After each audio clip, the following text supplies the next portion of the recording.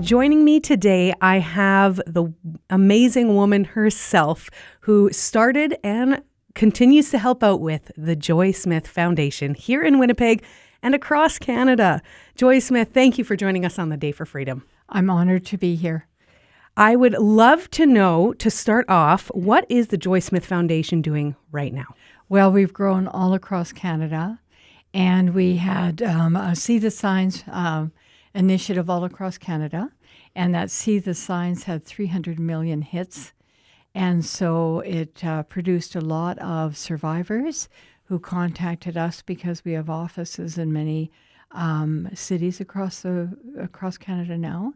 And they actually were very effective and continue to be very effective. The signs pop up all over the place. I just saw one on the Disraeli Bridge coming to work the other day. That's fantastic. So it's helping alert people as to what is going on, what they can be looking for, but then you said it helped survivors as well. Yes, because they know that somebody's watching, somebody's trying to prevent it, and they find us. We are absolutely inundated with work in our office. We have worked now close to 8,000 files of traffic survivors and their families. 8,000. Wow. I just got to take a quick moment and say I am so appreciative for what you guys do. I know I say it every time, but I mean it from the bottom of my heart. Please share with us a little bit about the human trafficking. So believers, non-believers often think, oh, human trafficking. Yes, it's a very big problem.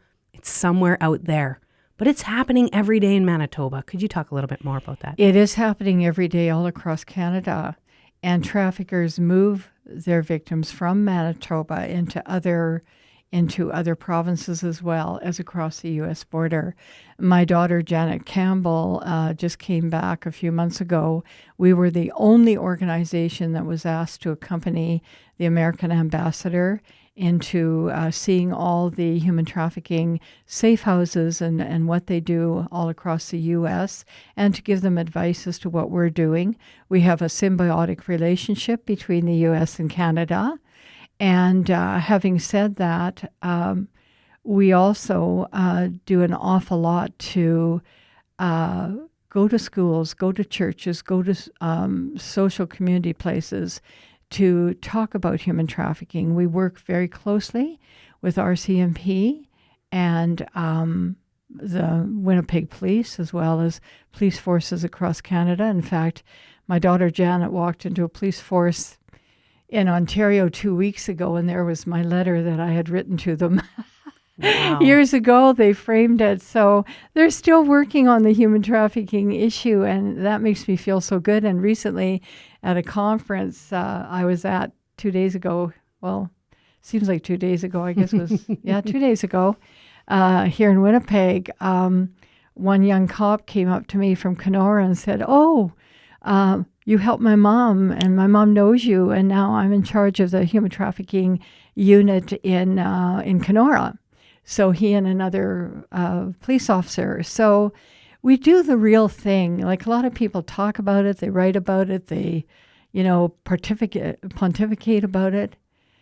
And this is really good. This is really good. But we actually do it every single day.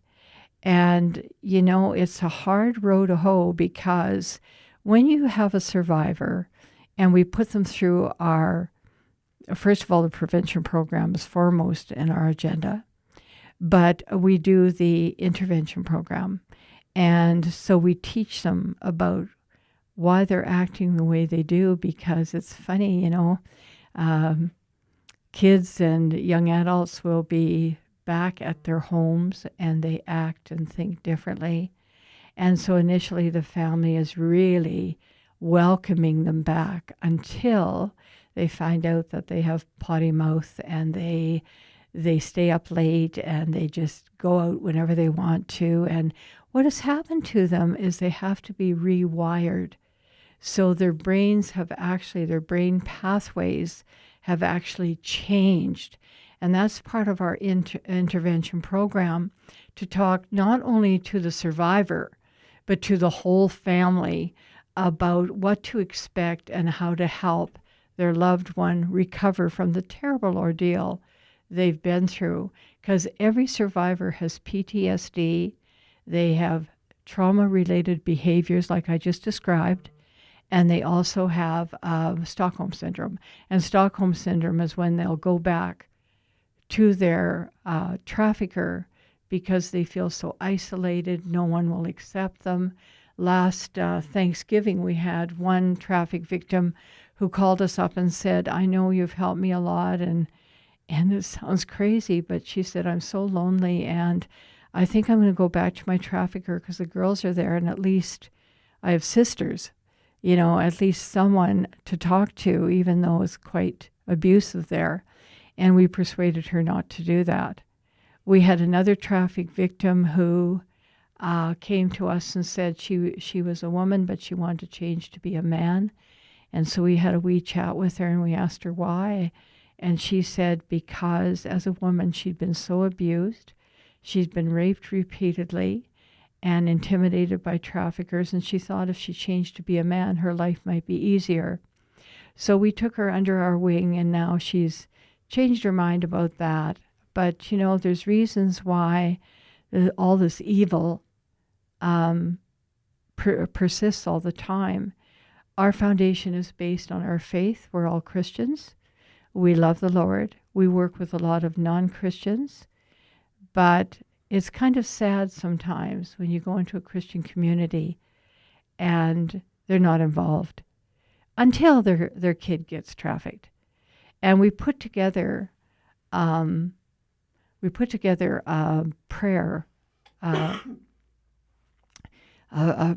We put together a prayer DVD. It's for prayer meetings. It takes about 6 weeks. And on that, it's called The Christian Response to Human Trafficking.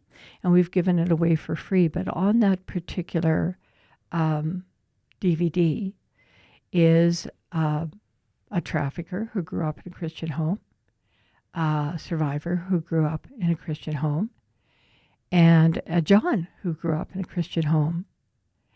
And they've come back to the Lord. And so, that's really wonderful to see. But, more and more in our Christian churches and in our Christian communities, more and more people turn a blind eye. And that's the saddest thing, because when they call us, it's when they've lost their kid. Yeah, it feels like it's a far point now.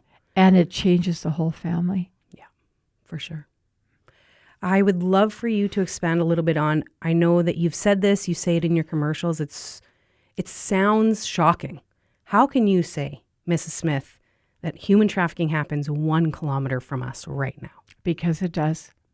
It does because we have the internet, we have our telephones. It doesn't matter if you're in a rural, isolated area. We've had so many young people. I mean, they're sitting ducks because nobody expects traffickers to reach into the rural areas. But they do, and they're very active. It's to a point now when we go to some of the rural areas, we take our security with us. And that's important because traffickers earn in excess of $280,000 per victim per year, tax-free. They don't report it on their income tax. I got to tell you, so they don't always stay in it for a long period of time. Gangs do.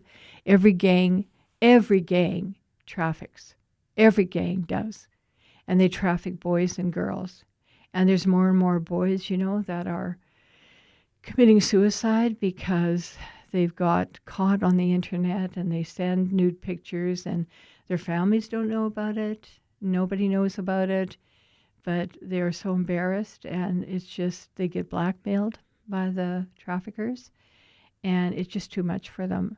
So we live in that world every single day, and what we want is every Christian, if they don't do rescues, if they don't, work with survivors, whatever, what they can do is get involved by fundraising, and they can get involved also by making the awareness prominent. And that is as useful as anything else is. not everybody is called to do exactly what we've been doing, and we're now in our 26th year.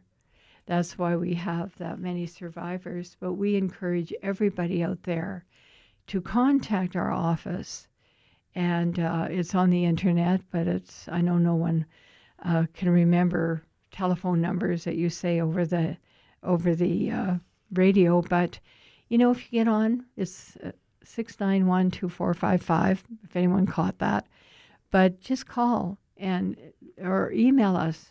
Become involved. There's lots of things that you can do, and everything that a person does. And the most important thing is to pray for our foundation, pray for what we do, because we do an awful lot, and we need those prayers, because God is in control. And the day God tells us to stop, we'll shut down. Amen. It doesn't look like that's going to happen anytime soon. Yeah, unfortunately. So true. One last question for you, Mrs. Smith. How can parents prevent human trafficking for their child? Well, get on our website. It's what parents should know about human trafficking. It's free. What's the website? Free. I know. www.joysmithfoundation.com. There's also another website we have, trafficking.com. Traffickingsigns.com. Pretty simple. Okay. So, but look into, you have to register. You don't have to pay, but you register what parents need to know about human trafficking. And anything we produce is done with a lot of grace. There's no naughty bits. There's no bad stuff that, parents can see it, kids can see it. But that information is at a parent's fingertips. And it's parents' responsibility to keep their kids safe. And so they ought to get on for this free material to educate themselves. And, for the prayer DVD, we'll send it to you over the internet too. So if you don't have a DVD player, but it's free. So why wouldn't Christian communities find out about it? Because I tell you, we have had 4 families the last 2 weeks from Christian families whose children have been trafficked. Do you want to go through that? You don't know where your kid is, and after you see your kid, they've been raped, and it happens to boys and girls. Don't be naive. The Christian community needs to be educated. And for me, sometimes I pray about it all the time because I get very frustrated. I think to myself, how can you be so stupid not to protect your own kids? And I shouldn't say the stupid word, but to me, I've got to that point. Because so many people say it'll never happen in my family, doesn't happen in Canada. That's not only uneducated, that is naive. And I pray for you. Just find out the information. Anything you want, we'll give you for free. Any help you need, we'll give you for free. And any advice you need, we'll give it for free. Maybe we should start charging. Maybe that's why people would be a little bit more appreciative of it. And we've discussed that. Because I'm surprised, we have boxes of DVDs, we have boxes of free information, and people, we thought they'd be gone. We spent $40,000 on that, trying to get it put together. And I just implore all Christian men and women and young people to take the initiative and find out about human trafficking. We'd be glad to help you in any way. Yeah. Thank you so much, Mrs. Smith. I know for myself, I've spent time being educated, finding out more information. Your website's so helpful. And when you're educated, you can be proactive and keep your kids safe. Who doesn't want their kids safe? It takes everyone. Yes. It takes everyone in a nation to do something. See what is God has on your heart, has given you. Pray about it. People get niggled about it and they say, well, I really should do something about this. But they'd rather sit and watch a soap opera or go shopping. And that's fine until something happens to your own child. Then your whole mind, your whole family is trying to find that kid and trying to help them after they get home. And it takes years for rehabilitation. Also, what we do is we also help victims of human trafficking to get jobs. And we have different businesses that mentor the survivors. So we deal with the whole family and the whole issue because we want them to become empowered to take care of their own families, empowered to do their own thing. So this is what we've done. We're now in our 26th year, close to 8,000 survivors and their families. And we just want people to be safe. And this is what God has called us to do. This is why we say, speak up for those who cannot speak for themselves, as it says in Proverbs 31. Yeah. Because traffic victims cannot initially speak up for themselves. But the interesting thing is, after they're taken care of, and after they're counseled, and after they go into our intervention program, they often want to help others. Like, they're very resilient, and they're amazing people. But you know, when crimes are perpetrated against someone, if someone stabbed you on the street, that person would be taken to jail and brought to justice. And you know, traffickers often get away with everything. They just have a big wad of cash. Their kids live very well. They don't. So police officers have to be trained too. There's a lot of police officers who don't understand human trafficking. And the ones that are trained are absolutely amazing. Wonderful. Thank you so much for taking the time today on the Day for Freedom. If you want more information, please check out joysmithfoundation.com or trafficking.com. Perfect. Thank you again so much, Mrs. Smith.